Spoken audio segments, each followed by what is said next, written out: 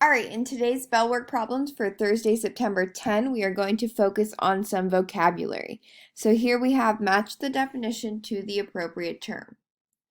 So number 1, we say this describes points that lie on the same line. The correct answer is C, collinear, because we know collinear describe points on the same line.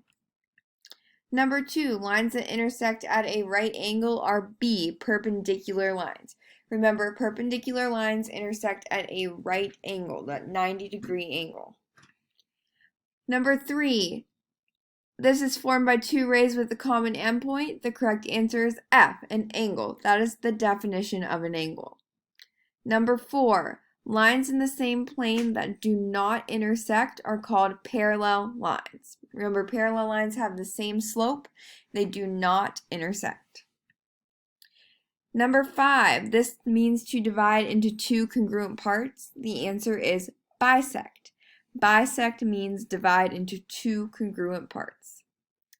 And number 6, an angle that measures between 90 degrees and 180 degrees is an obtuse angle.